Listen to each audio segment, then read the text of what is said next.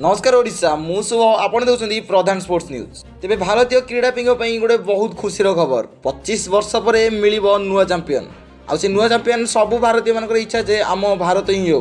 विश्वकप फाइनल रे team India पशि सारी बहुत बड़ रन चेज करिछि। 25 वर्ष पर गोटे नुआ चैंपियन मिलिया जाउछि वर्ल्ड कप। तेबे ऑस्ट्रेलिया भली टीम को 5 विकेट हरैबा तेबे पुनी 9टा बॉल थाई गोटे बहुत गर्वर कथा। आउ यह दर्शाउछि जे आम भारतीय टीम भारतीय महिला माने केते क्षमता रखुछंती एई वर्ल्ड कप को जीतिबा को।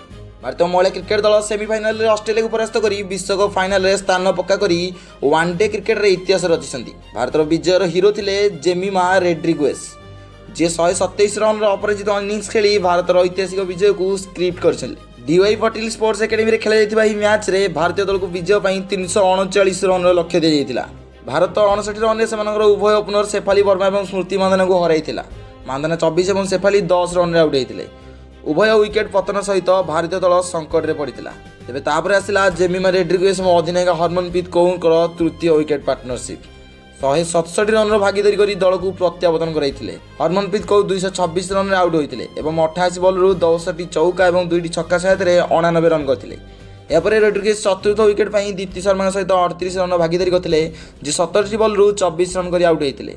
रिचा गोस्ट 16 बॉल रु 26 रन करथिले जेतेबेले अमनजोत 8 बॉल रु 15 रन करी अपराजित रहिथिले। एसबु मध्यरे जेमिमा रोड्रिगेज गोटिए एंड धरी 134 बॉल रु 14टी चौका सहायता रे अपराजित 127 रन करथिले। भारत 48.3 ओवर रे 5 बॉल रु 341 रन करी 5टी विकेट रे मैच जीतिथिला। यह उल्लेखनीय जे महिला क्रिकेट इतिहास रे पूर्वरु केबे भी 331 रन रो पीछा करा जाय नथिला। जेमिमा जो भारत ऑस्ट्रेलिया विपक्ष में 339 रन लक्ष्य हासिल करी सर्वाधिक वनडे लक्ष्य हासिल कर रेकर्ड स्थापन करछंती। भारतीय दल नवेम्बर 2 तारिख में फाइनल रे दक्षिण आफ्रिका को भेटिबो। टॉस जीति ऑस्ट्रेलिया प्रथम बैटिंग करी फोबी लिसफील्ड को शतक बल 338 रन करथिला। लिसफील्ड 93 बॉल रु 119 रन करथिले जेउथिरे 3टी छक्का एवं 17टी चौका शामिल थिला। एलसी पेरी 77 रन करथिले एवं आश्ले गार्डनर 45 बॉल रु 63 रन करथिले जेउथिरे 4टी छक्का एवं 4टी चौका शामिल थिला। भारत पक्षरु श्रीचरण एवं दीप्ति शर्मा 2टी लेखा विकेट नैथिले जेतेबेले क्रांति गौर अमनजोत कौर एवं राधा यादव प्रत्येक गोटे लेखा विकेट नैथिले। 3 जण बैट्समैन रन आउट होइथिले। तो दर्शक बंधु आशा रखंतु जे साउथ अफ्रीका को हराई भारत तार वर्ल्ड कप ट्रॉफी उठाऊ जोटा कि प्रथम थर पई हेबाकू जाउची आ तृतीय थर पई भारत एई फाइनल रे प्रवेश करिछि। देखा अन्य एक न्यूज अपडेट सहित रहउछि। नमस्कार, जय जगन्नाथ, जय